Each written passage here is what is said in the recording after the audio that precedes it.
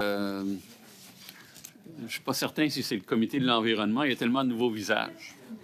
Il y a plusieurs... Pardon? Oui, finance verte. So, we call the meeting to order. We have a number of new faces around the table, new people with us, people who are substituting for permanent members. I would like, therefore, to welcome first Mr. Ali, who is on the screen with us, who is replacing Mr. Weiler. A moment.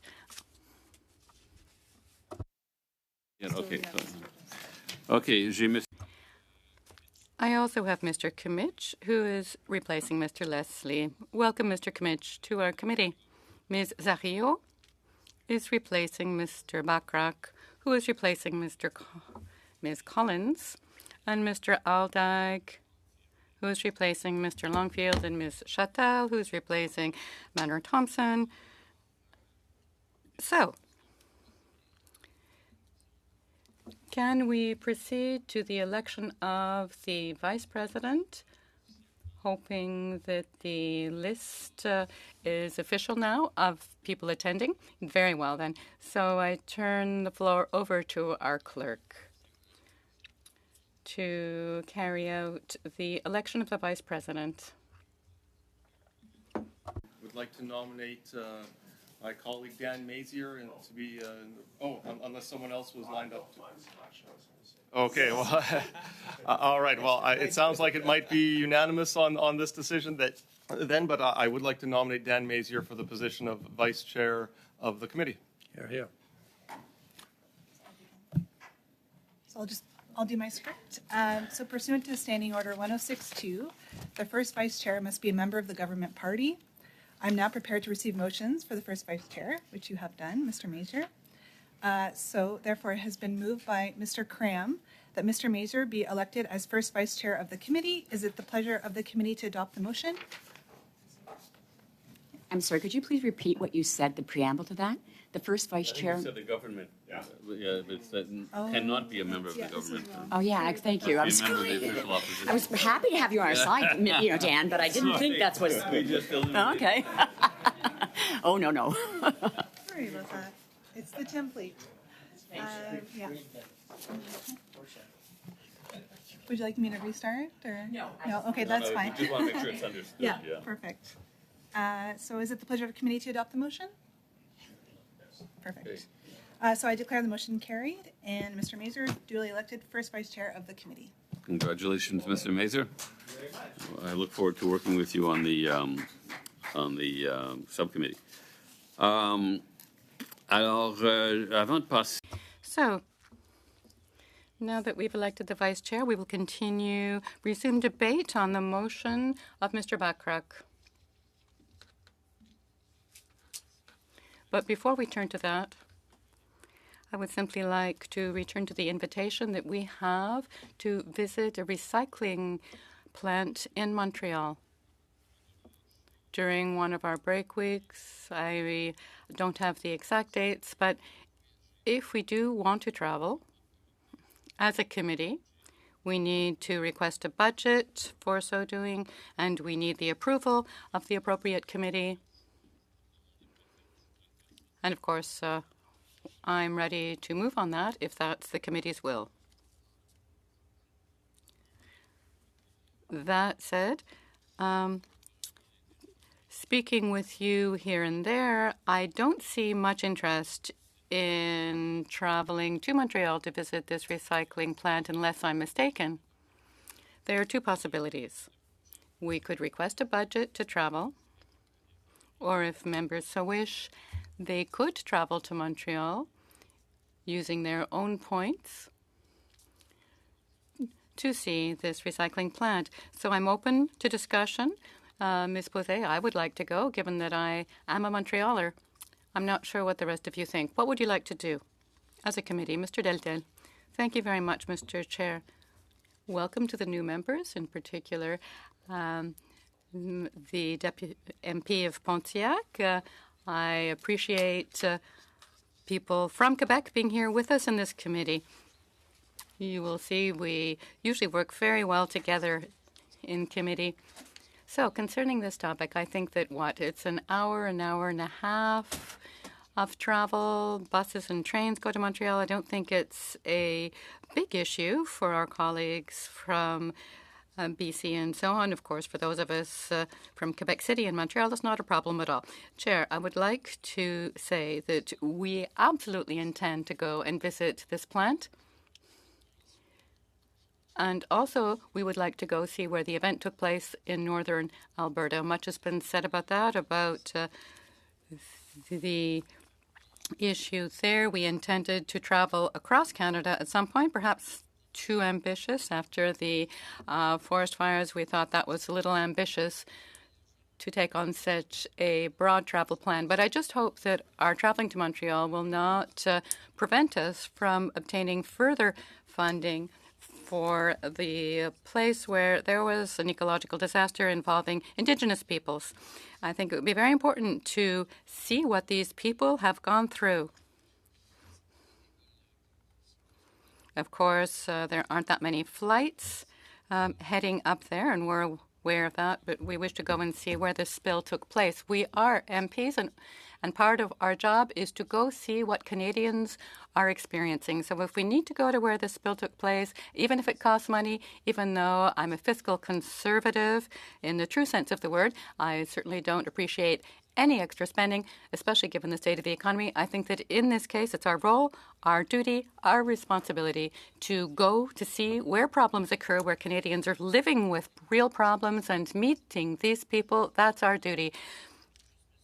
Problems such as this one that took place last spring. So I certainly hope that our travel to Montreal, which surely will be very interesting, will not undermine our possibility of going later to see out in the field what took place with this spill in Indigenous lands. Unless I'm mistaken, we did make a request for a budget to travel, for a travel budget to Alberta at Fort Chippendale, and we were turned down, if you remember correctly. Would you like us to put in a new request? Because we were turned down, I believe it was in the month of June. Well, we might be able to debate this later among colleagues, nor would I want to take up too much of our time today, but I think that colleagues were quite clear last spring that they did want to visit this area. I can understand why we were turned down. We were requesting a full week, and this was a long trip, and we were also considering traveling across Canada. It was costly. Traveling, though, to a city such as Montreal, that's not as demanding on the budget, but going out to see an Indigenous community which has lived through a spill and had to tolerate the effects of that disaster on their land, that's important. Yes, I understand that, but we've been turned down once. So would you like us to put in a new request? Because I believe I received a letter from the Liaison Committee given the new deadlines for travel requests. Would the committee like us to try again for funding to travel to Alberta? Perhaps I may add, Chair, when we were turned down, as far as I understand, it was because that part of the trip was part of a larger trip. We weren't just going to go from Ottawa to Alberta and fly back. Indeed, we had presented a long itinerary, but my intuition is that that's not why we were turned down. Of course, I don't know per se. I'm not stating anything. I'm not a party to the whip's discussions, but here's my suggestion. Let's decide whether we would like to put in a second request to go see the Curl Basin area for Chippendale, and would we like to put in this request before the deadline, which is now suggested, and I'm not sure what that date is. I think the letter came in the day before yesterday. Ms. Hillary. And I think, yeah. Okay. Yes, I agree with Mr. Tatel that we should go and visit that site. I think if we just put Okay. that one in specifically, Okay. we'd have a better chance. But I'd also like to hear, I understand the rationale for going to, obviously, this particular site, Curl Lake and Fort Chip, but on the Montreal recycling plant, could someone explain where that fits into the studies we're doing, our agenda, or why? It doesn't. It's a one-off invitation, I believe. So what is the impetus to do that now, then? I'm I just think curious. who invited us exactly? It was it's a group, a company invited us. It's not the city of Montreal. It's a private company, I think. So I mean, maybe we don't want to accept an invitation from a private company. It's not part of anything that's on the agenda of this committee. Okay, well, I feel that the trip to the Curl Lake and Fort Chip is much more important. And if you had suggested before using points to get someplace, I don't know if it helps, but if we have points and we're all willing to use our points to get out to, wherever the large Edmonton or wherever it is, and then, pay for the rest for our budget if we have a better chance of going that way, because I do think it's very important. Okay. So we have to decide by November 10th. For any new travel requests, but let's break this down. Maybe let's start by asking. I'd like to start by asking the committee: do we want to put in a travel request to go to accept this invitation to a recycling plant in Montreal, which is not?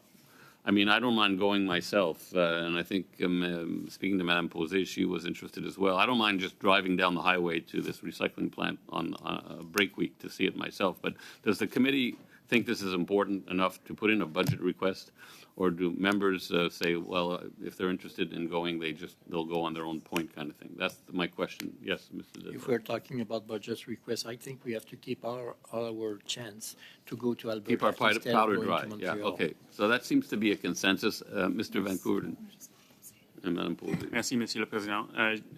Thank you, Chair. I agree with Mr. Deltel on how important it is to manage our funding, public funds, prudently. That's truly important. I also know that all the members present have recycling plants in their area regions. In Halton region that I could go to. I'm sure the one in Montreal is special, but I've never visited mine, and maybe with this new opportunity, I could go to a recycling plant in mine. And maybe we could all go to ours and make that a commitment and come back in February and talk about it. Mais aussi, un voyage à Alberta. That said, a trip to Alberta, that would cost money. But given the nature of our committee and climate change and the issue of carbon, we need to keep that in consideration. Could do less. I try to drive here occasionally. I try to take the train occasionally. So some members go back to Alberta often, Tom, and it might be easy for you to visit Alberta. I love Alberta. I love visiting.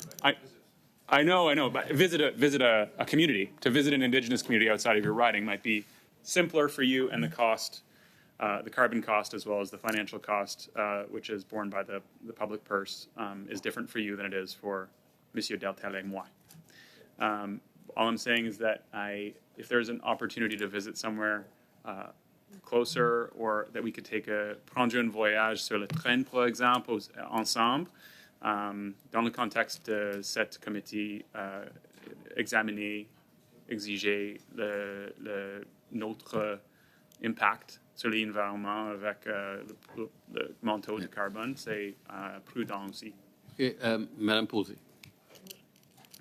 Juste une chose, tout d'un coup, ça se mettait... j'ai la traduction en anglais, là. Right now I have the interpretation in English. I'm terribly sorry. No, now I don't. Thank you. So yes, the point is that we should consider our carbon footprint when we go about making our travel plans. But I agree with Mr. Deltel, though. I wouldn't want one trip to stand in the way of the other. However, Montreal, I live in Montreal. It's a recycling plant, and I've got that invitation right here before me. It states, this is an example of what it's possible to do with plastics, thanks to Canadian innovation to keep them out of the ocean. So we would have an example here of Canadian innovation, and also they recycle a number of plastic devices, including electronic devices with plastics. So this invitation is for a Friday on a break week. I think that's why we were chatting, Mr. Scarpaleggia, Mr. Chair, about it recently. I don't think that one trip would stand in the way of the other unless we say we can't all go to Montreal as a group. The point that Mr. Deltel has brought up is as follows. If we make a travel request for the committee as a whole to go to Montreal, to travel to this recycling plant, this could reduce our chances of receiving approval, receiving a budget for travel to Alberta, because they could say, look, we've just given you some money to go to Montreal to visit this recycling plant, and that's enough. That's what Mr. Deltel is taking into consideration. There seems to be consensus around this matter now. I'm wondering whether we mightn't accept the invitation if the Ethics Commissioner would allow us to accept this plant's invitation. It's all become so complex. Perhaps that should be checked. But supposing that it is appropriate for us to accept this private invitation, the consensus seems to be that we do not want to make a formal request of the liaison committee for travel to Montreal. Should we wish to go individually, I mean, we would still be together. We would go at the same time, of course, and meet each other there. We would use our MP budgets to do so. That seems to be the consensus, and that we will put in a formal request to the liaison committee for travel to Alberta at the right time. That seems to be the consensus I'm feeling now in the room. It is the consensus that I think we can agree on. However, I would like to point out 2 points. Mr. Chair, based on your experience, you think it wasn't necessarily the fact that it would have cost us a great deal to travel that led to our request being refused? I have a lot of experience here in the House of Commons and in politics, but that makes sense. But nevertheless, I'm surprised. It's unfortunate. We discussed this issue at great length here. We remember the testimony of the chiefs, the Indigenous leaders who came to speak to us about this issue here today. And we all understood that they hoped we would visit them, that we would go see what it looked like out in the field to them on the ground, so that we could experience what they experience.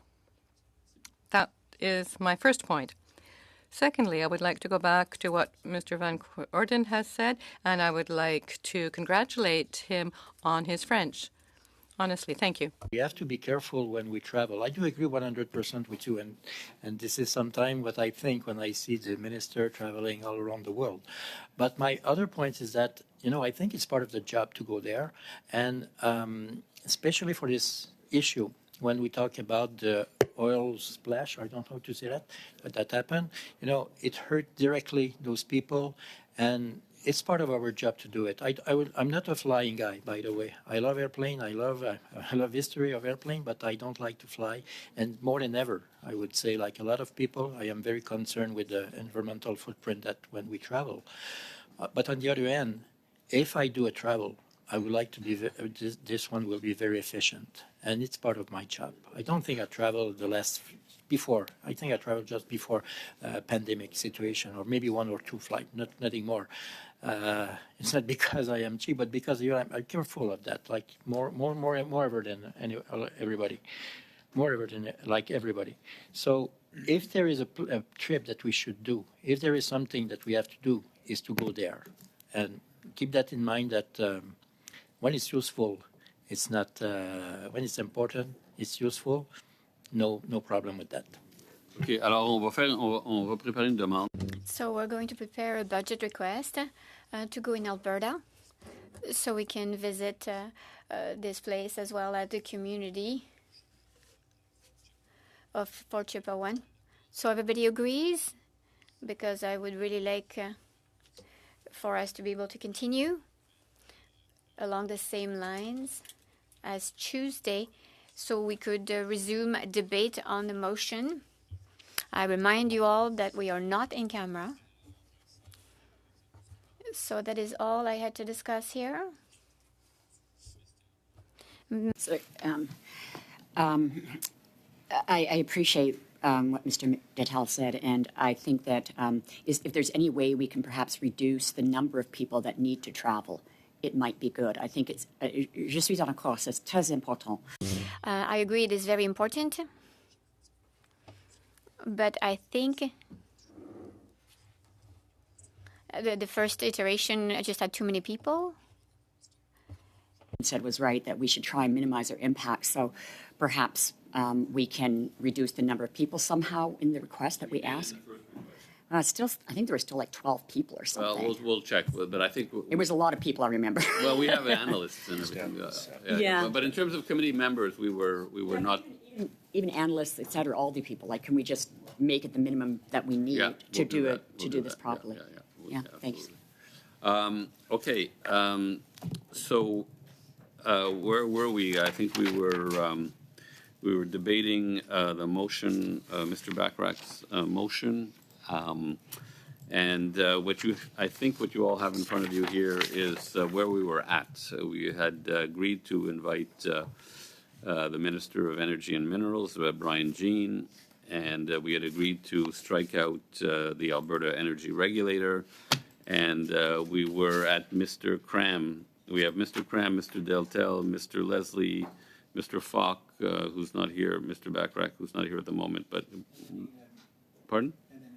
Yeah, of course. Okay, so Mr. Cram. Okay, well, thank you very much, Mr. Chair. I'm pleased to see how well the committee has come to a consensus so far this morning. Let's see if we can have that momentum continue. I would like to move an amendment to the motion that is on the floor, and my amendment is as follows: to delete all text prior to the words "that pursuant to Standing Order 1082," and I will be Everything after you want to. No, to delete all text everything prior before. to Okay, the words everything before. Got that it. pursuant to Standing Order 1082. So basically, to delete the preamble. So preambles are not, and I will distribute paper copies in both official languages now.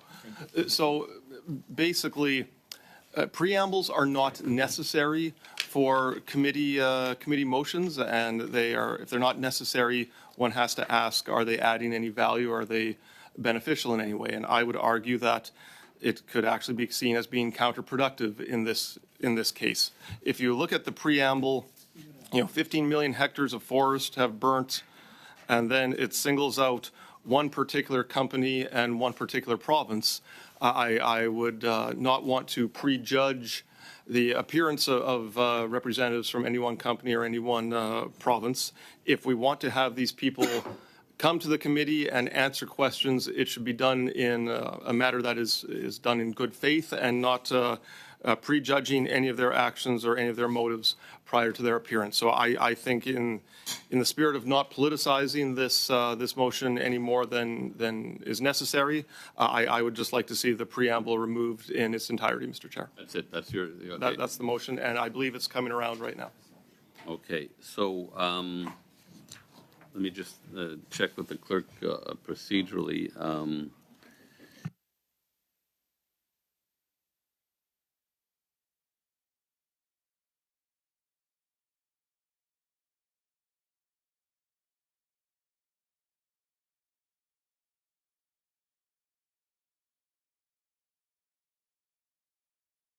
So we'll start a new speaking list on the amendment.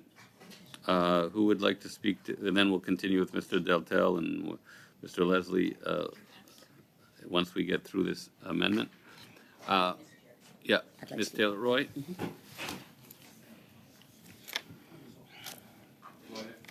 Oh, thank you. I understand the point made, and I think that as long as the motion itself includes sufficient information, I think that's fine from my perspective.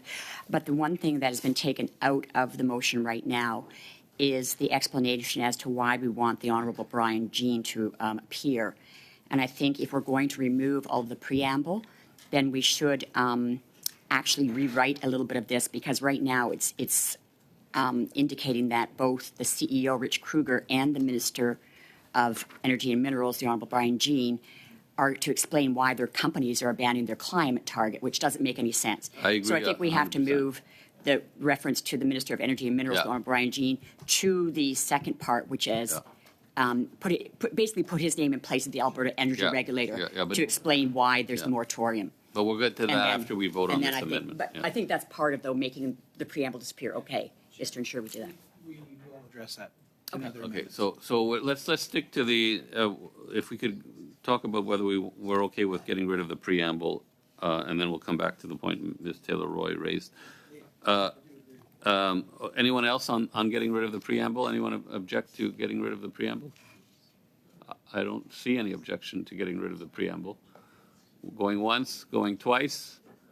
I take it that we're fine with getting rid of the preamble. So, Mr. Cram, your amendment is adopted.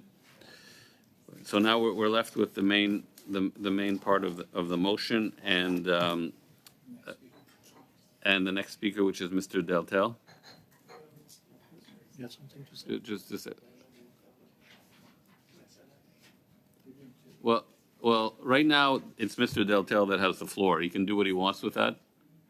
Mr. Deltel has the floor, and I saw two hands go up. I saw Mr. Backrack and Mr. Kimmich. You want to be on the speakers list? Okay. And okay, so Mr. Deltel, the floor is yours. Oui, merci beaucoup, Monsieur le Président. Alors, on remarque évidemment que Thank you very much. We notice that it's definitely an issue that touches everybody. We are all aware of this. We have concerns that maybe it is a copy-paste of what the Natural Resources Minister is doing. So are we doing this? So this is one of our concerns. So I would like to propose the following modification, and I propose it in both official languages. with invite Suncor Energy Incorporated. Remplacer les mots invités Rich Kruger, PDG. Replace the name by simply saying the Suncor company. These people are a very tight deadline, and we need to present this quickly. So we just want to invite the company as such. So what you want to do is basically eliminate 3 words. You want to remove the words CEO. We have this on paper.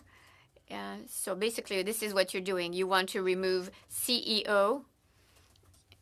Last week, we were taken by a surprise when this motion was presented.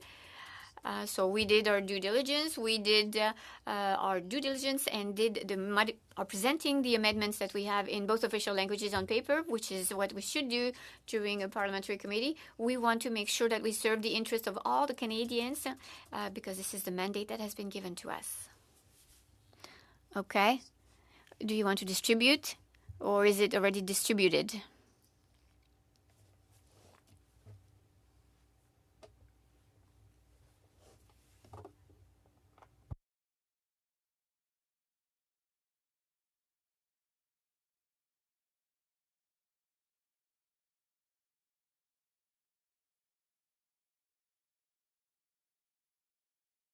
Okay, so is suggesting that we replace the words invite Suncor CEO Rich Kruger with the words invite Suncor Energy Inc. Okay, so let's debate that. Mr. Aldag? Yes. I personally don't think we should be supporting this amendment. It was definitely and clearly CEO Rich Kruger who made these very clear statements on the direction that he wants to take Suncor. which is completely opposed to the direction that the organization has gone for many decades or many years, if not decades, as leaders in green energy in Canada. And so I think that we need to hear directly from CEO Rich Kruger. And I would like to speak to another amendment, but I'll do that after we dispense with this one. Okay, so who else would like to speak to this amendment? Nobody? Okay, sure. Yes, Mr. Bacharach? I think that the CEO is uniquely positioned to speak to the company's overall direction. My concern would be that if the company chooses to send, for instance, a communications person or public relations person, we're not going to get the kind of substantive interaction that I believe the committee wants. Okay. And so my preference is to invite the CEO. Est-ce qu'on peut procéder au vote? Vous voulez... Can we move to the vote? Do we do this? Is it yes? Okay, recorded vote. Mr. Van Coverden, Contre. Mr. Aldag, Ms. Taylor-Roy, Opposed? Madame Chatel, Contre. Mr. Ali,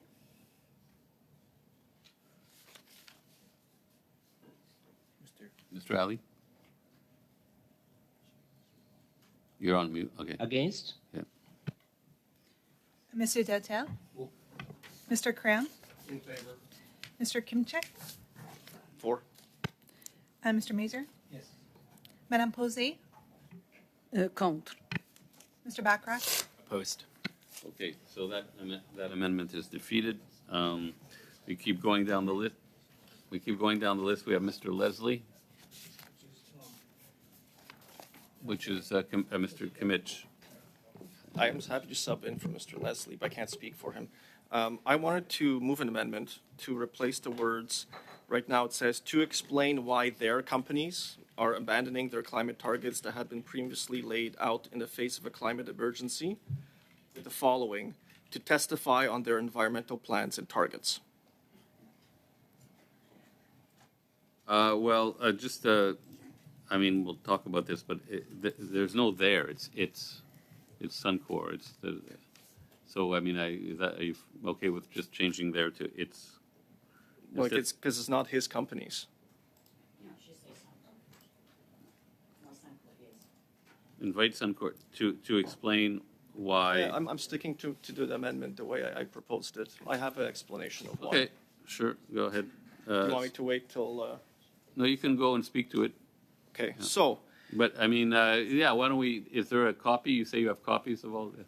So they were going to send it out digitally, so it could be sent around to the committee.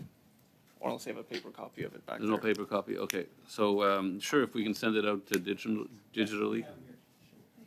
Oh, you have paper copies. Just let me know, Chair, when you'd like me to start explaining it.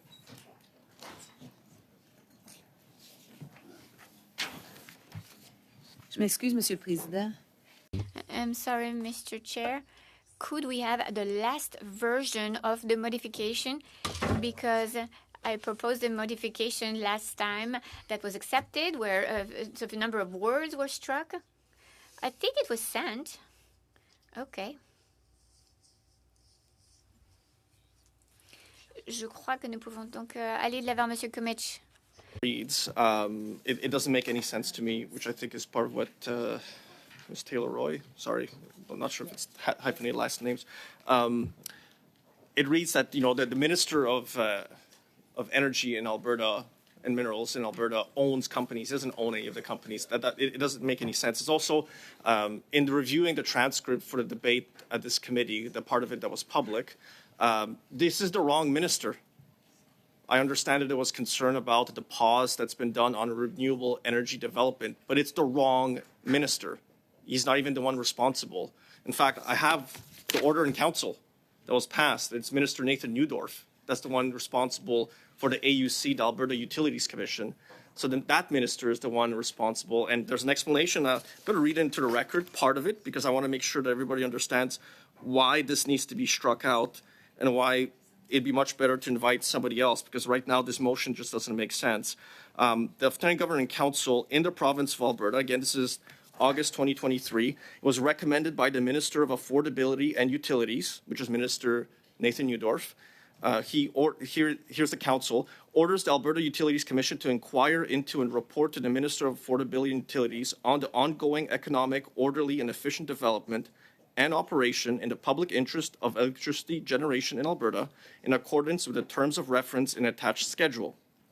And determines that the Alberta Utilities Commission has the same power with respect to ordering by whom and to whom its costs and other costs of or incidental to the inquiry described in Clause A are to be paid as the Commission has with respect to its hearings and other proceedings. So when the pause was announced, Minister Nathan Neudorf then instructed the AUC to conduct hearings. There's an inquiry being conducted. And the inquiry, there's a long preamble. I won't read the preamble to the record, so don't worry about that, unless you pique my interest. That's why I'm here at a committee I don't usually sit on, unless you cherche la chicane, I think it's the French terminology for it. Unless you really get to me, then I will read it into the record. But then it instructs the following in the terms of reference for the Alberta Utilities Commission. It shall inquire into the following matters for the purposes of gathering and providing information to government.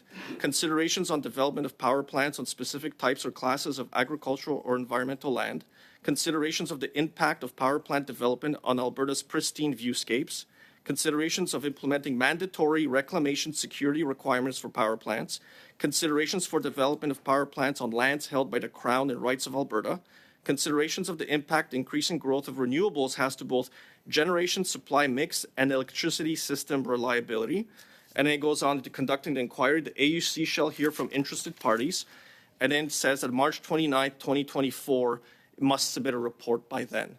So it's not a stop. So could you just summarize what you basically, I mean, that's a lot of words. Can you just, pardon? You have the wrong person. Right, that's, okay. So that's the starting point of why I'm here. So anyway, that's, I understand that. Yeah, I understand that. So go ahead, keep going. So that's the first part of it. So you have the wrong person in this, which I think is the original intent, is to speak about this part of it. There's a whole Renewable Electricity Act in Alberta. The targets are legislated. There's no way around it, and the legislation has not been changed because the Assembly did not meet. This is the legislation. It's all in here. It was passed by the Legislative Assembly of Alberta. There's no requirement.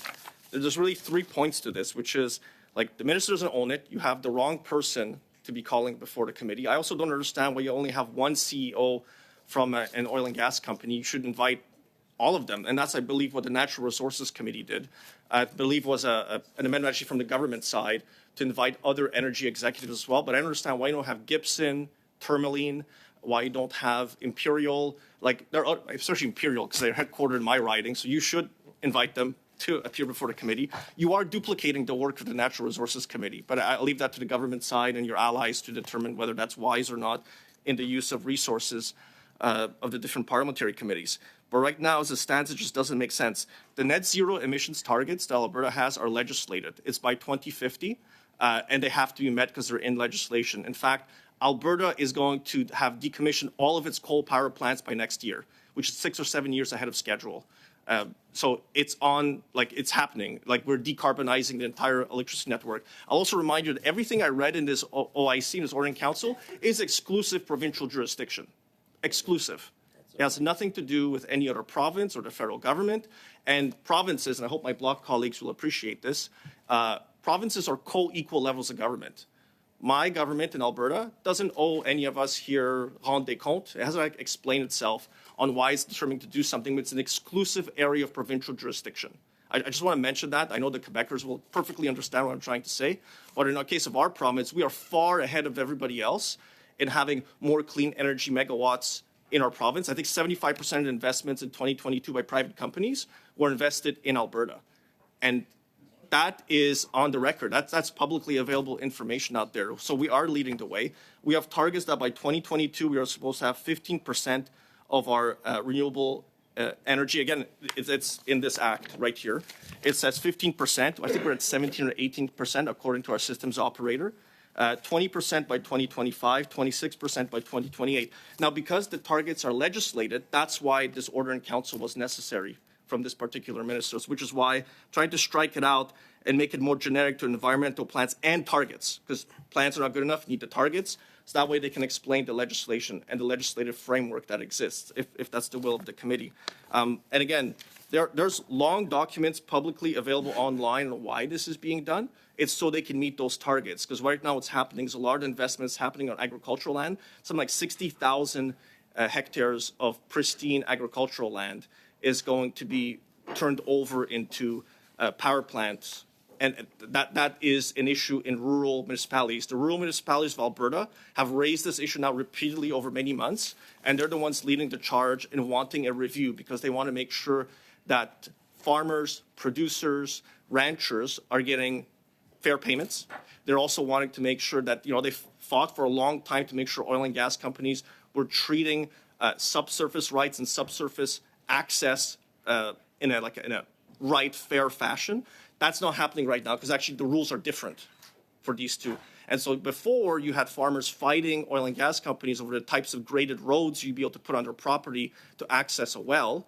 Now these types of roads are coming back for clean energy development. And they're having the same fights all over again because the rules are different, which is why this order in council was deemed necessary by the provincial government. But again, that's a provincial rule. I think this amendment is infinitely reasonable. There is, like I say, there's an inquiry underway right now by a provincial regulator, public, and it's going to report back by the end of March. So that's why I think this amendment is necessary. And it'll just clean up this motion, I think, and actually vastly improve it as it stands right now. I have other amendments I'd like to propose afterwards as well. Madame Posey. Ms. Posey. Yes, well, that was all pretty quick, I must say. The interpreters were working hard, and they were certainly good at what they did for me. Now, Mr. Tom, I think that there are some valid points there, but we're on a fine line here. We're trying to balance out the respect of provincial authority and the approach of oil and gas companies in the midst of a climate crisis. I think that there is real interest in having oil and gas companies come in to testify because, look, they've all backed off from their climate targets, and this is something that, is said openly that all can see. That's why the motion is of interest. Would there be a way to broaden it, to include the CEOs of a number of oil and gas companies? Perhaps. There is an interest in this matter, though. That said, of course, we do need to respect the constitutional structure of our country and the jurisdictions of the provinces, including of Quebec. So I will probably be asking for adjournment in a couple of moments for a break. By the way, Chair. Very well, understood. I gather from this that, yes, there is legislation and regulation as well in Alberta, that this is a provincial jurisdiction, the setting of targets and so on. This is Alberta jurisdiction. There's a contradiction, though, because the CEOs are saying we don't agree to that. There seems to be a contradiction in what Mr. Kruger is saying. He knows that the targets are set by his province, but he doesn't seem to agree with these targets, according to what he's saying. Is that the contradiction you're underscoring? No. The contradiction is that, look, I'm trying to balance this out. I'm trying to ensure that we do respect provincial jurisdiction, in this case, that of Alberta, but also being able to speak to the oil and gas companies and ask them why they're backing off their carbon targets. There's been a study published on that by Carbon Tracker, so we all know it. So at this point in time, when Canada's burning and we're aiming to meet our climate change objectives, and of course the Natural Resource Committee is not literally closely addressing the Paris targets, but we are doing that. So there's a real interest in this topic. Other amendments when you get to that point. OK, Monsieur Deltel, ensuite Madame Taylor-Roy. Oui, je pense que M. Kimek a très bien mis le doigt. I think that the problem has been clearly stated now. First, the Energy and Natural Resources Committee is undertaking the same study, so this would be repeating what's already being done in another parliamentary committee. That said, we at this side of the table are extremely interested in jurisdiction and respecting provincial jurisdiction. Here, it's quite clear that this would have a clear impact on provincial jurisdiction were we to go forward with this idea. So as a Quebecer, I have a lot of trouble with this. Of course, Alberta people are very proud of their province, just as Quebecers are, and this is wonderful. This is why it's such a wonderful country, Canada. We need to respect provincial jurisdiction. And crossing that line is not good for Canadians. I think it's very unfortunate that a number of cases, the federal government over the last 8 years has moved into provincial jurisdiction, overstepped into provincial areas, for example, trying to affect hydroelectric activities in Quebec.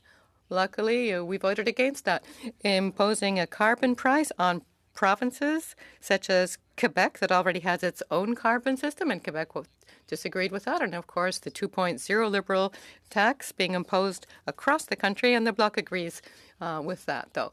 That said, we need to look at what the provinces are doing right. A good deal is being done in provinces to develop energy potential, and yes, this can be very inspiring for us, particularly for clean development, environmentally conscious development. We know that since the 50s, Quebec has been very proactive developing hydroelectric resources in Quebec by tripling its energy from hydroelectric plants, creating extraordinary large hydroelectric plants right out in the wilderness, and evaluating the Outarde and Manicouagan River hydroelectric potentials and going ahead with those plans. So in the 40s and 50s, there were considerable advancements in hydroelectric power, and this has been beneficial to the entirety of the country. Indeed, the Premier of Quebec was yesterday in New York at the UN meetings. Let's keep in mind, Chair, that other provinces as well have moved quickly on environmental issues. Some seem to forget it, but the first province to have a minister of the environment in 1971, well, it was Alberta, a province to impose a carbon price on large emitters. Alberta, the first province to bring in a rigorous environmental evaluation of large projects, Alberta.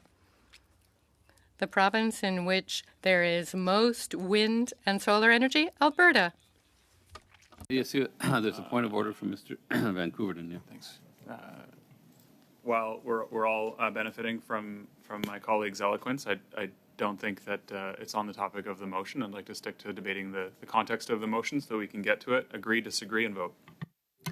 Je pense qu'on vous écartez un petit peu. We need to vote on the motion. I'm afraid that our colleague is saying very useful things, but not to the point. I think that you are indeed straying from the topic to say lovely things about provincial governments. That's fine, but do you have anything else to say specifically regarding the motion? I'm very proud to have brought up such wonderful advances in environmental matters here in Canada. Thank you, Ms. Taylor-Roy. And I agree we have to respect provincial jurisdictions. However, as with the price on pollution, we saw that the courts said the federal government had jurisdiction. And I believe that we are not disrespecting provincial jurisdiction to work with provinces and to understand their motivations. We are not overruling them. We are simply asking the minister, and perhaps we should change it to Mr. Nathan Newdorf, to come in and explain the rationale for their decision here. And I hope that Madame Posey as well will realize that we're in a climate emergency, and that while we want to respect provincial jurisdiction, we also, greenhouse gases do not actually look at provincial borders. They cross provincial borders, they cross national borders. And this is something, I think, where there's a clear indication being given from both Suncor and the provincial government that they are making decisions that do not help us address the climate crisis. So I think asking them to explain why, and although Mr. Tom has given a very good explanation himself, I think it would be more fitting for the minister who put this order in council in place to be explaining it to us. I don't think that goes against provincial jurisdiction, but the very fact that you mentioned the order in council had to be put in place because it went against the legislation that was already in place with those targets. Sorry? I don't mean to anyway, that's Chair. okay. Let me just It just finish. flows from it. The Okay, it falls legislation from it. gives you the right to I understand, voice. but that the need for the order in council shows that it is, we have to look back to the legislation. It's not in accordance with that legislation. So we need to understand why they are doing this. And I would, quite frankly, although with all due respect to you, I would rather hear from the minister who just made this decision and have that in the record. I think we're doing our jobs as an environment committee to protect our environment and to make sure that we as a country are working together to fight climate change and to meet our goals. Mr. Van Koerden. Thank you, Mr. Chair. With great respect to my friend and colleague, Mr. Kimmich, I agree that we 100% need to respect provincial jurisdiction, but in this case, Premier Smith actually disagrees that this is entirely provincial jurisdiction because she said that the reason that they're putting a moratorium on renewable energy projects is because, and I quote, one of the reasons why we've put a moratorium on this is because the feds are preventing development of backup generation for renewable energy like natural gas, which is not a renewable energy. But Premier Smith doesn't agree that this is solely her. I think he recognizes that you have your hand up. The federal government does have a role to play here, and if she would like to build natural gas preferentially over wind, solar, hydro, and nuclear, that may be their prerogative. But as my colleague just said, emissions do not respect provincial boundaries. In 2005, in Ontario, we had 5 operating coal and coke power plants. A Liberal government ran on a promise to close those down. In 2006, we had 80 smog days in Ontario, and since we've had less than 4 because we don't have coal plants anymore. You said that Alberta is a leader in renewable energy. They absolutely are because of their progress, but not because of their position. Because of their rate of acceleration, but not for their current position. It's because Alberta currently generates their electricity. 90% of their grid is from coal and coke currently. Okay, so we're getting there with Alberta. They have a goal to be off of coal and coke by next spring. However, currently, 90% of that grid is electrified using coal and coke. That's an ambitious target. I respect that. However, putting a moratorium on new renewable energy projects in the province is going to stifle that goal, and I have an interest in the respiratory health of Albertans. I have an interest in reducing the amount of energy grid in Canada that's supplied by coal and coke. It was a huge thing for Ontario to get off. Now Ontario's natural gas is the only non-renewable energy source that provides energy to the grid, and it's only 70%.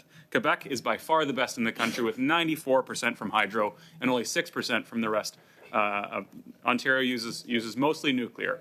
Ontario, BC, and Quebec are the leaders in this because of our position, not because of our rate of acceleration, but yeah. Okay. Please. Let's go back and forth. I'm done. I reject the premise that this is entirely provincial jurisdiction, and so does Premier Smith. Okay. Madame Châtel. Bonjour, chers collègues. Hello, dear colleagues. I would simply like to tell you that I'm honored to sit on this committee.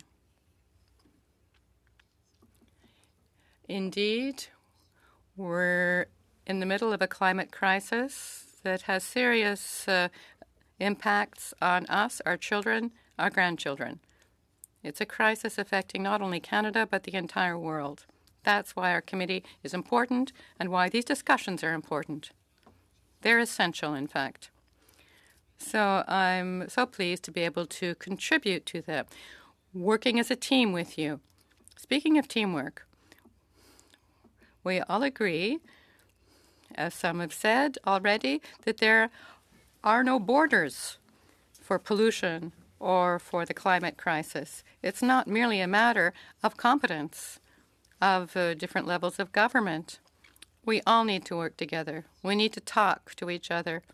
Of course, we need to invite the right people in so that we can hear them. I would like to hear the rest of the amendments of my Conservative colleagues, and I'm very happy to work with you on this important topic. Thank you, Ms. Chatal. It's a pleasure to have you here this morning, Mr. Kimmich. Keeps going on. Thank you, Chair. So I'm going to disagree, obviously, because one sentence in a statement made by the Premier doesn't prove it. Like the Parliamentary Secretary is wrong on that. The Premier has been very clear that she believes that the federal attempts to legislate utilities in our province and our targets is unconstitutional. It is unconstitutional now, will be unconstitutional in the future. This is you can't say you respect provincial jurisdictions and then try to encroach on them through the back door, sideways, like any other means possible. The Supreme Court, I'm getting to that now because I have it right here. If you want, I'll even read it into the record if you interrupt me again. So the reference regarding Greenhouse Gas Pollution Pricing Act has it on here, and it was a 6-3 decision, Chair, as you know. It was a 6-3 decision. Those are the best kinds, 5-4, 6-3, then you know the best law is being made in dissenting opinions. That's what lawyers have always told me, and I am not burdened with a legal education, thankfully, but that's what they've always told me. And in those decisions, the 3 dissenting judges with different opinions explained why, because they thought it would be a Trojan horse, and in the future the government would again make the claim that environment is a shared jurisdiction, and therefore, because it is, you can then get into the business of the provinces through that back door. And this is the back door now. This is now utilities will be legislated by the federal government, making a claim that because carbon travels in the atmosphere across provincial jurisdictions, and of course I agree with that, that makes absolute common sense. But in this, what we're talking about, the original intent of this, I think, was to call a specific CEO for his public statements. All for it, go and do it. You should call more of them, which is why the Natural Resources Committee's a motion which added the words, I believe, to call other energy executives was a smart idea. You should call as many of them as you wish to before this committee. Call all of them if you want to, one after another. That's totally up to you. But on this particular one, provincial jurisdiction, again, my amendment is very simple. I'm just trying to make the motion make sense grammatically, I hope. English is a third language, so I'm trying here. I'm trying to make it grammatically correct.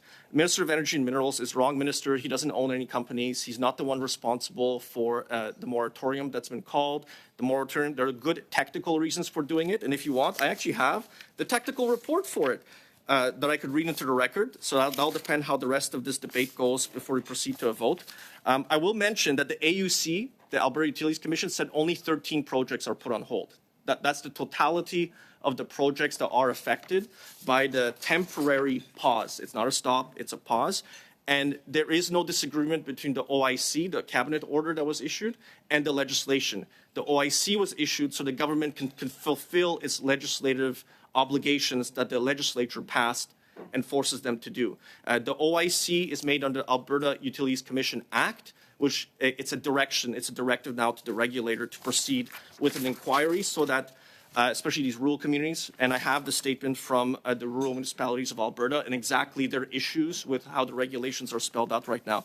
That's what I'm trying to address in my amendment. That's what I'm just trying to fix here, is so we can proceed with something where they could come in and explain their environmental targets, their plans. You can't talk about environmental plans without talking about the targets. Yeah. They go hand in hand together. So the last thing I was going to mention here, because even the AUC and the government recognizes in the public statements they made, I'm going to read this part here. While Alberta has already reduced electricity emissions by 53% from 2005 to 2021, Alberta does not have enough non-emitting base load electricity like hydro or nuclear. Wind and solar are intermittent sources that do not provide consistent power to keep our grid reliable during our cold winter months. It goes on to mention that Alberta has, based on regulations, a target to have the net zero grid by 2035. And then they have legislative targets for carbon neutrality by 2050. Those have not changed. Those are all still there, which is why you should have them come in and talk about the targets, the plan, because it's all consistent as an entire image, as an entire profile that you get here. And we're far ahead. And Alberta's been very clear. It considers the federal attempts to get involved in our provincial jurisdictions unconstitutional. We should all be trying to defend our provinces. So I don't have any more speakers on the amendment. Pardon? I was on the list for a while. Did I drop off? Or do we switch lists? Because you're on the list, but I didn't know it was on the amendment of Mr. Kimmich. You're on the list to get when we get back. Talking about the, do you want to speak to the amendment? Well, if I could just add that Mr. Kimmich is joining our committee partway through this illustrious discussion, and he's correct that some of the grammar might not make sense. It's probably an artifact of previous amendments, and so cleaning that up, I think, is a separate issue from the question of who we're inviting and why. And it's that question that I think we should really be focused in on. I'm agnostic when it comes to whether we include a long preamble, but I do think it would benefit our invited guests if they knew what topic they were being invited to discuss. So perhaps somewhere in conjunction with their names in the invitation, there could be a short summary of the topic. And my preference, just perhaps straying a little bit from the specific amendment we're debating, but my preference is that we invite Suncor CEO Rich Kruger regarding his company's turn away from climate ambition to focus on profits, and invite Alberta Energy and Mines Minister Brian Jean regarding his government's moratorium on renewable energy projects. And I take Mr. Kimmich's, and now I'm just making all the points I was going to make previously, but Mr. you're not Chair, but you're proposing so an amendment generous right now, are you? I mean, because we're just maybe I'm leading up to one. No, because I'm just thinking. No, I'm not. I'm just. Procedurally, we should deal with this, and then we can come back to. Fair enough. As long as I'm on the speaking list, because wonderful. Now and later. Okay, just a second. I've got Madame Posé, so we can't vote. Alors, sur l'amendement, de façon... Regarding the amendment, I will say that I'm going to vote against because this is diverting the sense of the proposal. The proposal is saying why. So we're going. Why are we going back on our goals? I would also ask for a break. We can take a break now and then come back to Mr. Deltel after the break.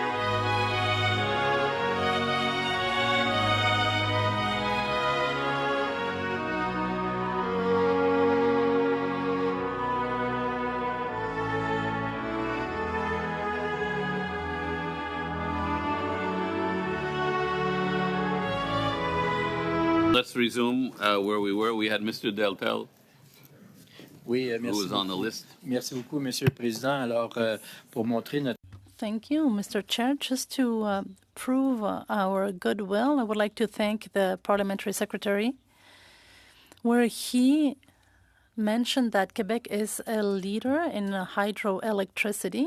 He's right. We are proud of this heritage. I would like to remind that this is exactly what I said before.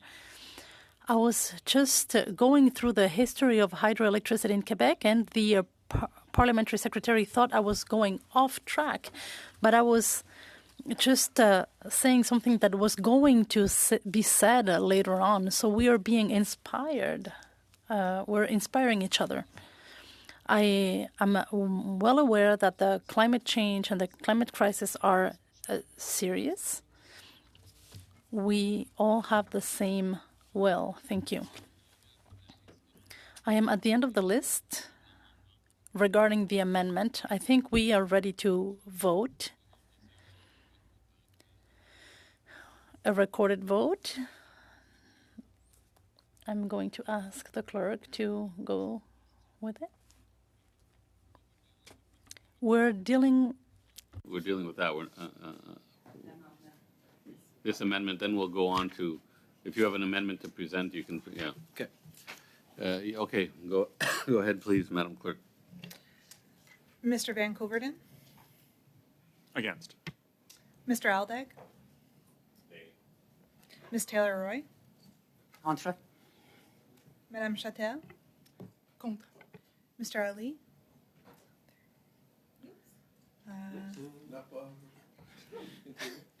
Mr. Deltel, pour.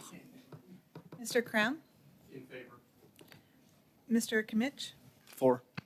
Mr. Mazier, Madame Posé, Contre. Mr. Backrack, Okay.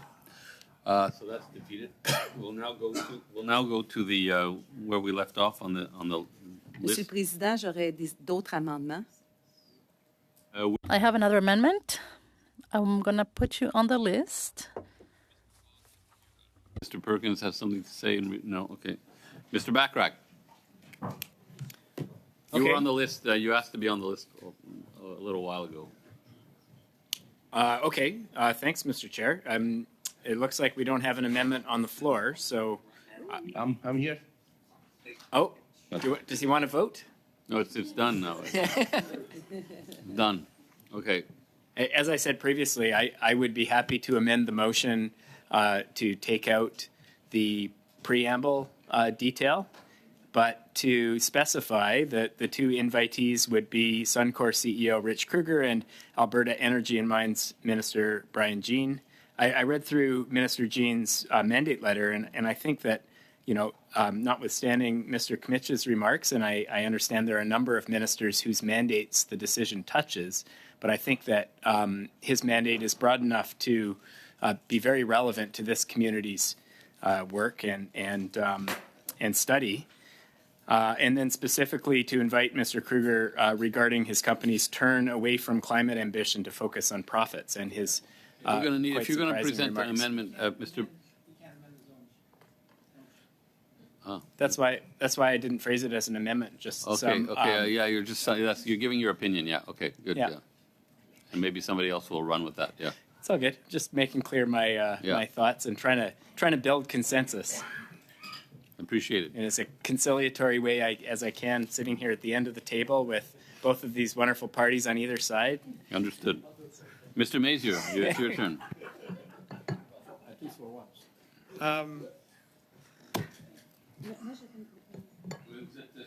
J'avais Monsieur Mazier. You're on the list, but I have Mr. Messieurs first.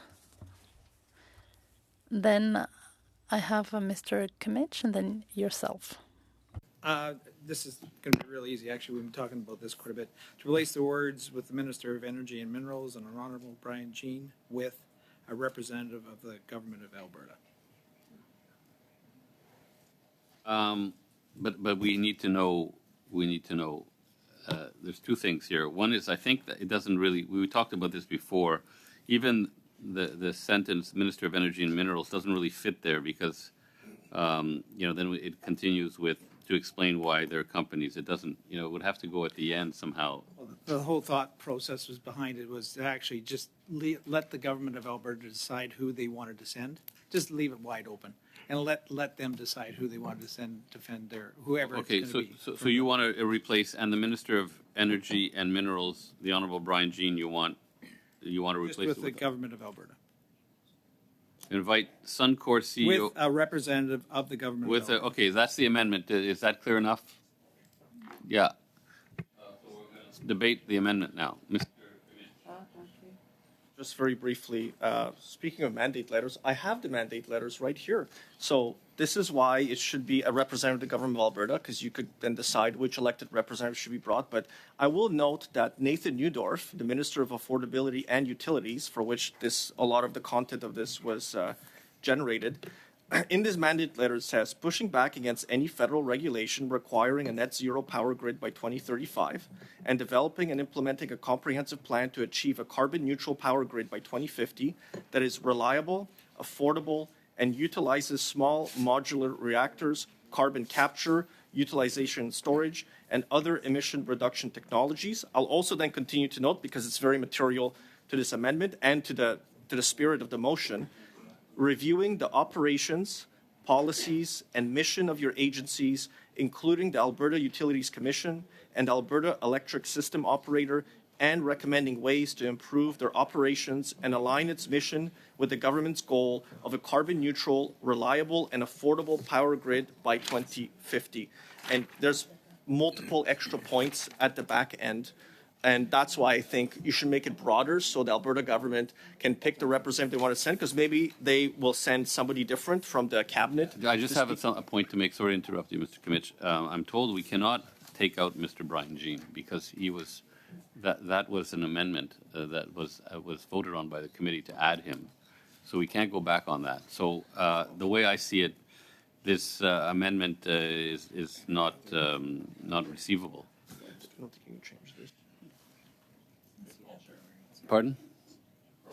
Okay, so now we're gonna, and Sorry, Chair, point of order. Yeah. So I started debate on the motion. So my assumption was you had already determined that it was in order before you ruled it out of order. So how does that work? Well, that's a good question. I'll ask the clerk. That's why I asked. We're gonna get back to you. Yeah. I don't think it changes anything, though. I don't think it changes the fact that it's not receivable. Yeah, because it's not. But we'll get back to you. Yeah.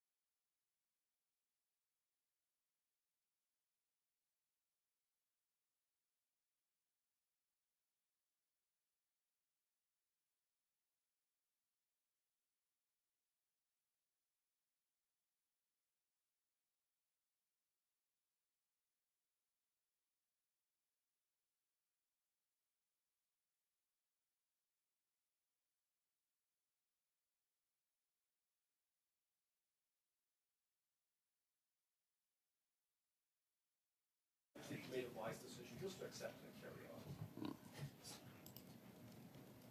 Yeah, we got that vote by now. The powers to interpret the rules are very broad. Especially your own vote. We're liable to challenge the chair. Yeah, exactly.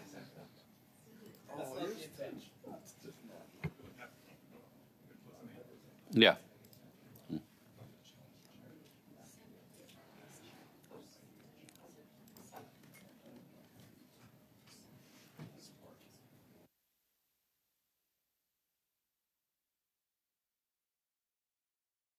On the ruling of inadmissibility? Okay.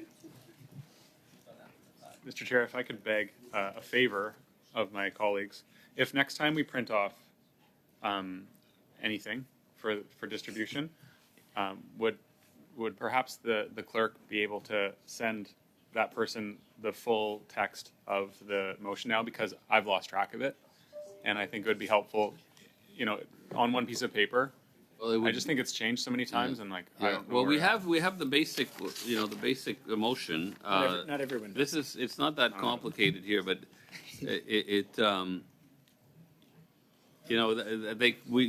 somebody can submit the whole text and maybe put the portion they're amending in red. just if we're printing off again, not if we're not.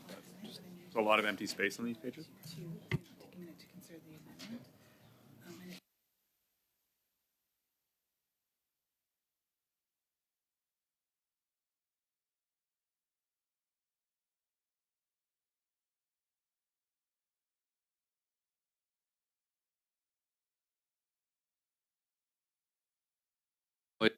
It's not receivable, notwithstanding the fact that I gave you the floor. But so it's not receivable, and we go through the list that existed before you proposed the amendment. It so happens that you're on the list.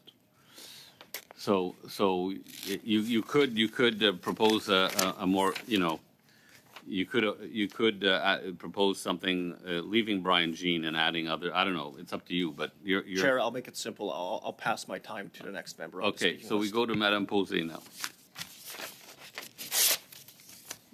Madame Posey. Mais je voulais faire. Okay, what I wanted to do is that I wanted to have this struck, but it's not receivable. So we are now back to the writing that came out on Tuesday. I do not have anybody else on the list here. Anybody else wants to speak? But there is really a problem. But we can't ask the minister why his company is abandoning the climate target. So maybe somebody could propose that we could change that part. So, Mr.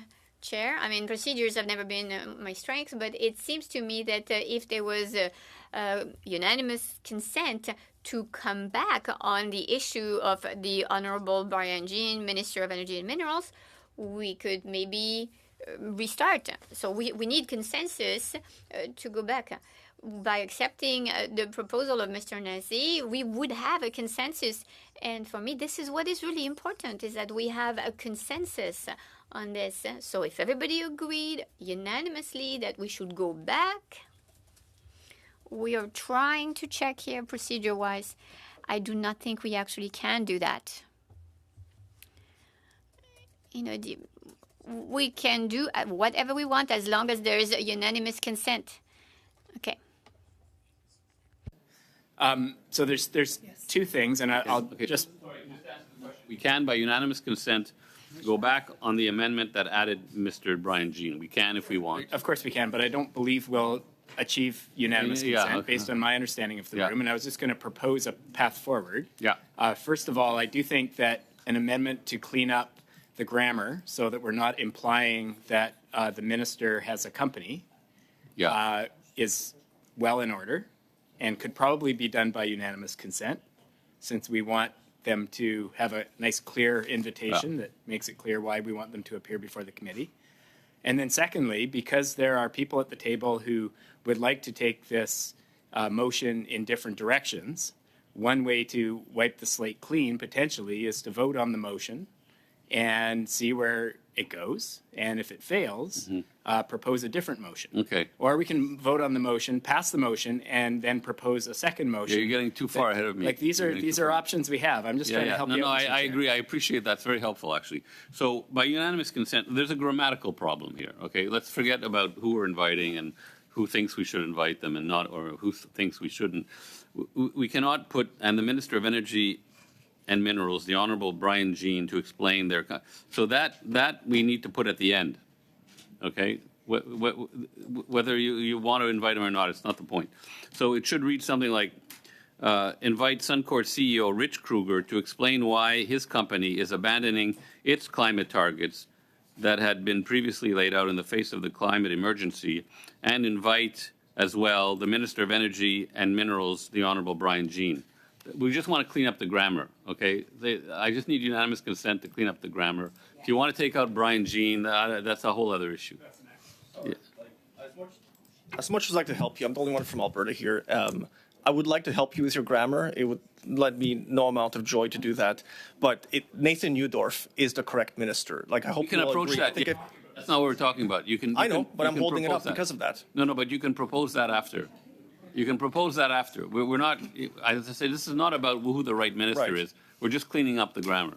Otherwise, we'll all be forced to vote on a motion that's grammatically incorrect. We're not If I voting. don't I'm agree. asking for unanimous consent. I know, that's what I mean. Yeah, but then you can say, you know what, it's not the right guy, and you propose this other. Sure. You can do that. Okay. Yeah, okay. So we all agree to correct the grammar, and I have no speakers right now, but I have a feeling Mr. Kimmich probably wants to propose an amendment. Yeah. Yes, Chair. It's just, and again, it's going to be out at the floor because I'm not going to use the rest of my papers here. It should be Minister Nathan Neudorf. This is the minister that was responsible for bringing it to cabinet. It is his responsibility. He is the minister. He was also deputy premier before, and so he bears responsibility for this type of decision making. If you have to call a minister and for him to explain these decision making, it should be him and not a minister who is not wholly responsible for any of these regulators. So you'd like to propose an amendment to change the words, The Honorable Minister Brian Jean. of Energy and Minerals, the Honorable Brian Jean. You want to replace it by the Minister. The Honorable Nathan Neudorf, Minister of Affordability and Utilities. Okay, so that's pretty clear. So yeah. He's trying to make the amendment that you just ruled was inadmissible. So perhaps we can ask the clerk, but he's, we're going around in circles here a little bit. Right, we want to add. Could I offer a potential solution, which is Yes. that Mr. Kimmich adds That's what the I was minister just saying. that he's referencing? Yeah, so you to the can't list? take out Jean, you can add the other Can you minister. say or then? There's have to say and they have two ministers. You could, I think it's a different thing. Yeah, I could say or. Put or then. Okay, there we go. The name of the minister. Could you repeat the name of the minister? Nathan Neudorf, Minister of It's affordability and utility. Utilities. So we're going to vote on this amendment, whether Mr. Kimmich is saying we should invite one or the other, and who decides then which one to invite? I guess it's at the discretion of the chair. Yeah. Yes. Speaking to the amendment, if I may. Yes. It seems unclear, first of all, who is making the decision as to which of the two individuals comes to committee, whether it's the chair of the committee in the invitation, or whether it's the government of Alberta when they get the invitation and it says either this minister or that minister. And so, I think the language or just confuses matters, and I would much prefer, I think the compromise here is to have the word and invite both of the ministers, and then we can pose questions to both of them. I think it'd be So great. you're amending Mr. Kimmich's amendment, changing or to and. Let's Correct. Let's There we go. vote on that. Okay, let's vote on that. You've been very helpful, Mr. Bachrach, I must say. Oh, I'm trying here, Mr. Chair.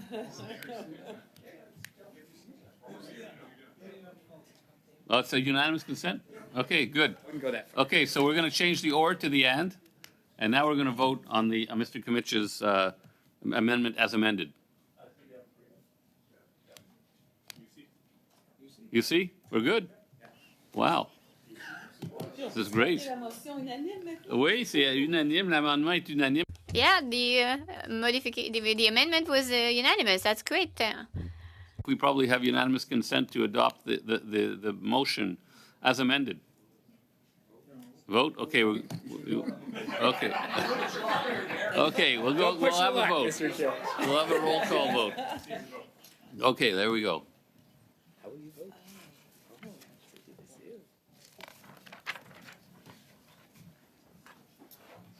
Mr. Van Coverden, I vote for the motion. Mr. Aldag, Ms. Taylor-Roy, Bien sûr. Madame Chatel. Oui.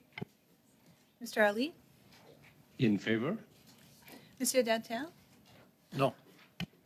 Mr. Cram? Against. Mr. Kimchick? No. Mr. Mazer? No. Madame Posey? Oui.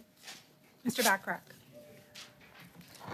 So 7 in favor, 4 nays. Okay, so the motion is adopted. This is. Yes, Mr. Perkins. Thank you, Mr. Chair. I believe I've been subbed in, and I appreciate listening to this important discussion that we've had today. And with that, I'd like to move another motion, if I could. Okay. That the committee express its disappointment with the regulatory environment created by this government that has led to tidal power projects pulling out of Canada, and acknowledges that one of the primary factors contributing to the departure of these capital investments has been recent changes that have created an intricate regulatory landscape. And I believe the clerk has a copy of the motion that. Oh.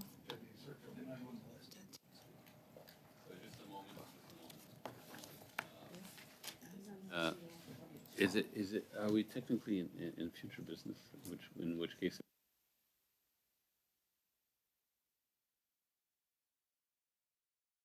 Yeah, go ahead, Mr. Perkins, yeah. So, Yeah. the motion being distributed, thank you. For those who are not aware, obviously, as a member of Parliament for South Shore, St. Margaret's and Nova Scotia, the issue and the attempts to create renewable energy opportunities in Atlantic Canada so that we can meet the net zero target and get off of coal by 2030 as the government has mandated. Nova Scotia is the second largest province in generating electricity through coal generation. The coal comes from Colombia. There have been a lot of attempts to deal with the power of the Bay of Fundy. And if you're not familiar with the Bay of Fundy, it has the largest tides in the world, 52 feet, rises and drops every day.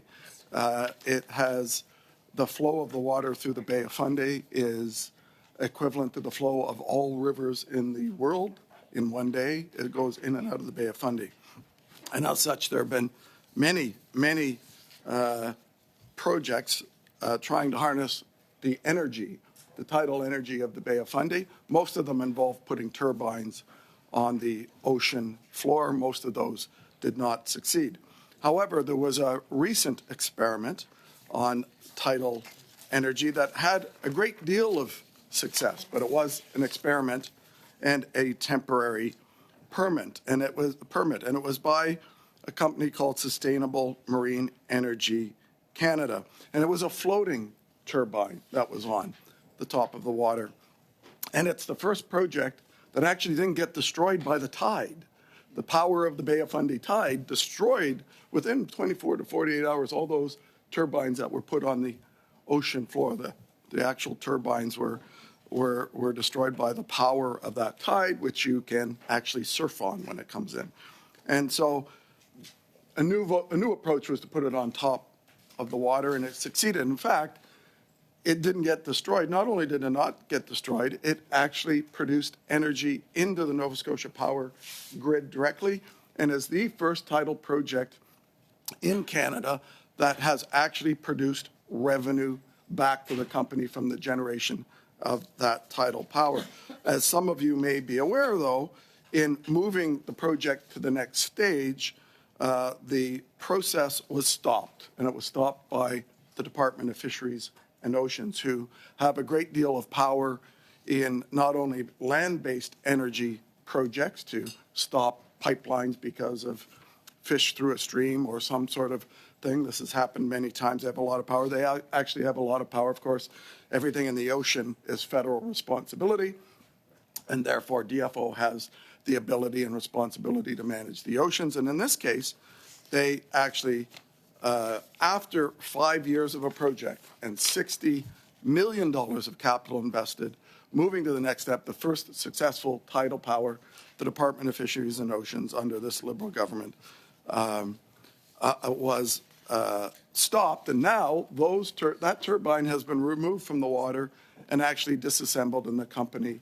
is leaving. Now, it doesn't mean that they're not going to try and continue to challenge these things, but to understand what's being missed here and why I think this committee needs to express its disappointment on the issue is that the estimates are that by 2040, the tidal energy industry in Nova Scotia could generate $1.7 billion to Nova Scotia's GDP. It could create 22,000 full-time jobs and generate as much as $815 million in labor income.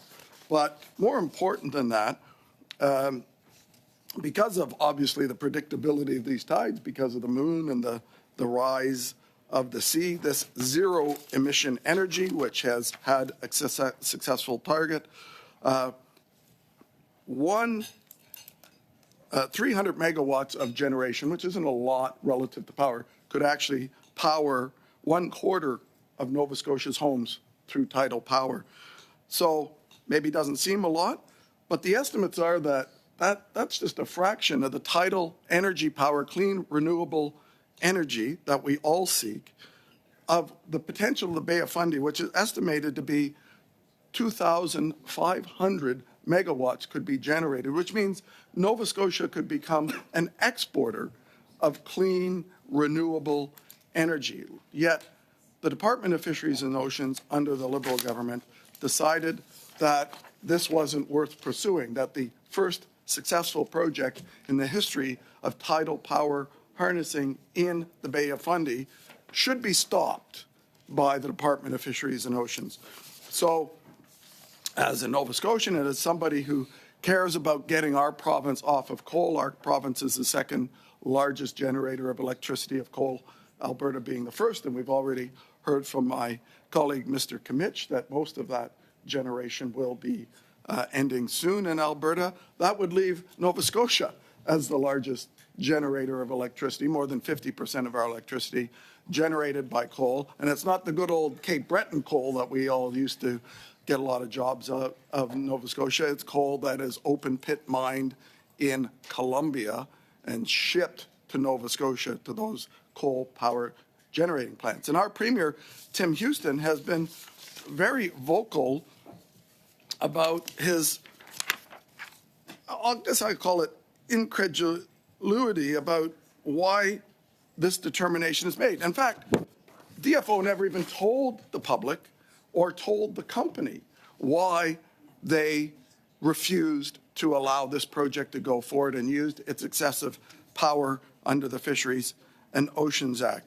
The department, the CEO of this company said the department won't show Sustainable Marine the evidence behind the claims that they've said that we're going to harm fish in some way, although they did approve every other project that went to the ocean floor that apparently didn't harm fish. And I can tell you, as a former fisheries critic for my party and as someone who has 7,000 fishermen, commercial fishermen in my riding, there's a lot of important seafood on the ocean floor, lobsters, crab, all of those things. So it's not just fish that swim, as we call them, pelagic fish, but it's crustaceans that move on the floor. So if turbines were to harm the fishery, they would have harmed the fishery in the Bay of Fundy, which is quite lucrative in lobster.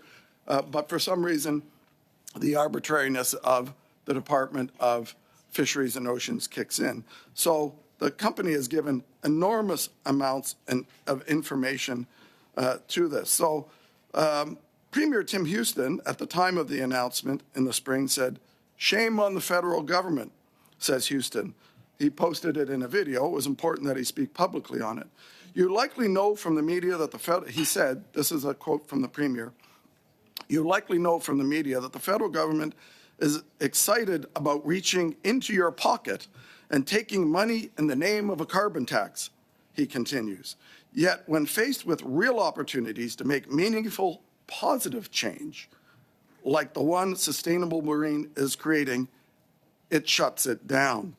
Now, I don't know what the ultimate objective of the government is in shutting down an important power project like this. I don't know how the federal government wants Nova Scotia to get off of coal if we can't build a natural gas pipeline, which they made sure in C-69 we could not get, to come to Nova Scotia with good, ethical Albertan natural gas to replace coal, which would reduce our carbon emissions in Nova Scotia in half. If we can't harness the power of the tides in Nova Scotia, one of the greatest untapped energy sources in the world. So, and it's really quite ironic given the government has introduced Bill C-49, which had second reading this week, or started second reading this week in the House, which gives a new mandate to the Nova Scotia Offshore Petroleum Board, as well as the Newfoundland Offshore Petroleum Board, sets in C-69 type processes for the development of offshore oil and gas in Atlantic Canada. So that means none will happen because that's the intent of C-69. But also it imposes that same rigorous, lengthy, excessive, bureaucratic process on wind energy in the ocean. And obviously, DFO will use its ability, because in C-69, DFO has the ability to say no, C-49 has the ability to say no if they think somewhere in the future, down the way, 50 years from now, they might put a marine protected area, perhaps, maybe, sort of, in that area that you're thinking of putting wind power in. So we're not going to let you do it. We have a veto power to do that. That's the kind of excessive overreach on power that the government is doing. But on top of that, the inconsistency of the government in putting its message forward, saying it believes we should have clean, renewable energy. And when we have the opportunity to do it, it either uses the power of DFO to kill the project, or it uses the power now of imposing C-69 type bureaucratic processes on the future approval of wind and tidal power projects in Atlantic Canada. So what are we supposed to do but continue to import coal if this government says one thing and does another? It says it wants us on renewable resources, but it puts barriers in the way of actually producing and creating those renewable resource, clean, zero-emission energy projects that are right here on the coast of my province, Nova Scotia. So it's incredibly disappointing, and I would ask that this committee seriously consider this motion and the trail of contradictory decisions by this government of saying one thing and doing another when it comes to Atlantic Canada and renewable resources. So I know some of my colleagues have a few things they would like to add as well, because my colleagues on this side, anyway, have shown a great deal of interest in all the issues around Nova Scotia, certainly the ones I'm passionate about, including all the issues around the ocean and the issues around the fishery. And it's mind-boggling that DFO would stop such a renewable resource project. Thank you, Mr. Chair. I have Mr. Vancouver and then Mr. Backrack. May, just to clarify the process. So we have this notice of motion, and I understand that Mr. Perkins has now tabled it with the committee, and it's on notice. And it was on notice before. Okay, so we have the 48 hours, and we can now debate it. We actually don't need it because we're technically doing future business. We're in committee business right now? Well, that's why when we discussed your motion, it was all under committee business. Okay. So I was just clarifying where we were in terms of so technically we can debate it now. Yeah. Mr. Vancouver. No. Sorry. Thank you, Mr. Chair. Yeah. Monsieur le Président, juste un... Mr. Chair, just a call to order here. Go ahead. I'm just wondering, this isn't the only motion that we received since Tuesday. Is it the committee's role to, applaud what's going well and distribute blame and applause? If I understand correctly, the committee is master of its own business and can do as it wishes. Oh, but was this on this, or was it? Yeah, okay, sorry, you're right, Mr. Mazier, Mr. Cram. Yeah, I'm sorry about that. Yeah, I was looking at the wrong list. Yeah. But I think I'll reiterate. I'll read the motion again, just so we know we're clear about that. The committee expressed its disappointment with the regulatory environment created by this government that has led to tidal power projects pulling out of Canada, and acknowledges that one of the primary factors contributing to the departure of these capital investments has been recent changes that have created an intricate regulatory landscape. And I would like to make an amendment to add to the end of the motion, and that the committee report to the House. Okay, do we understand that that's the amendment, and that the committee report to the House? We don't need that in writing, I don't think. Well, I have Mr. Cram, then I have Mr. Vancouverton. Pardon? Oh, yeah, right. So you're speaking to the amendment, Mr. Perkins? Yeah. Anyone else wants to speak to the amendment? I mean, it's pretty straightforward, the amendment, but That a report to the House. go ahead. So, thank you, Mr. Chair. I thank Mr. Mazur for the amendment. I think it's a great idea to not just express the disappointment of the committee just amongst ourselves, but to actually do it in a way that reports it to the House. I think it's important that all 338 members of Parliament understand the disappointment of the Environment Committee in the cancellation of these tidal projects in the Bay of Fundy. I don't think there's perhaps as great awareness as there might be, as some of us in Nova Scotia have, about the importance of these projects and what has happened in recent months with regard to the regulatory changes and interventions by the Department of Fisheries and Oceans into tidal power projects. I think it would be helpful, because obviously tabling a motion in the House, as much as I'm sure there are many, many people online right now through Parleview watching the great work of this committee. I'm sure there are, and but in particular, I think there might be a slightly larger audience that happens when things get tabled and reported back to the House than we get here.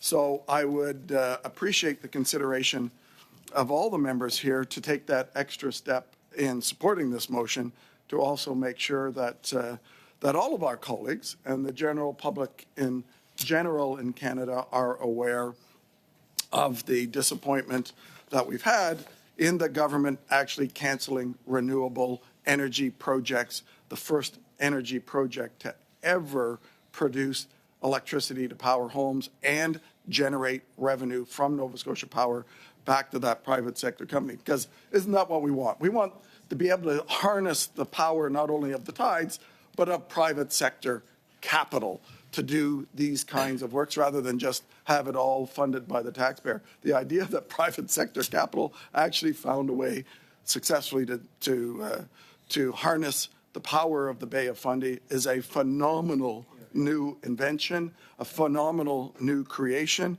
and unfortunately, we're losing that great technology with the decision. And I think the broader House needs to understand that in the context of the importance of this, and in the context of trying to get to net zero in Nova Scotia in our grid, and that the government doesn't seem to want to help, that they're putting roadblocks in the way of Nova Scotia getting to it. When Tim Houston, the Premier, legitimately says, how come you're coming into Nova Scotia on July 1st and picking the pockets of our taxpayers on the carbon tax, and will Excuse me, we have a point of order, Mr. Perkins. Yeah.